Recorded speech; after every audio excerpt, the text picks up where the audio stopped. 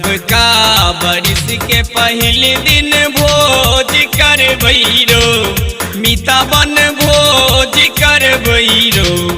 अहिना आवत रहे जीवन में खुशी तो आयोजन रोजे रोज कर भैरो अहिना आवत रहे जीवन में खुशी तो आयोजन रोज रोज कर भैरो।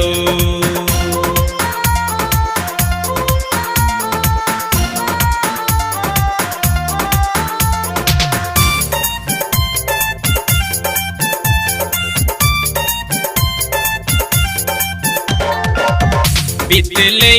जे साल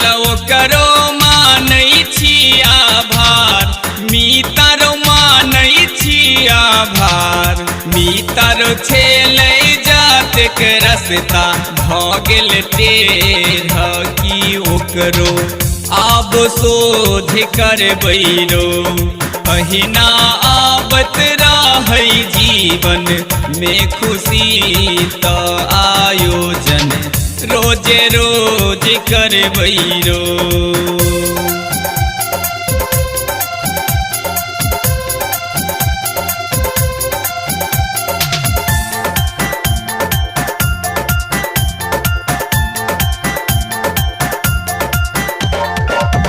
बारह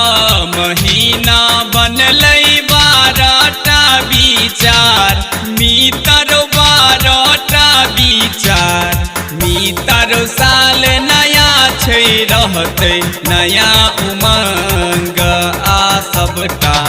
नभ के सोच रखबै रो अहिना आवत रहे जीवन में खुशी तो आयोजन रोज रोज कर भैरो अहिना आवत रहे जीवन में खुशी तो आयोजन रोज रोज कर भैरो रोज रोज कर भैरो मीता बन भोज कर भैरो मीता बन भोज कर भैरो रोज रोज भोज कर भैरो मीता बन भोज कर भैरो।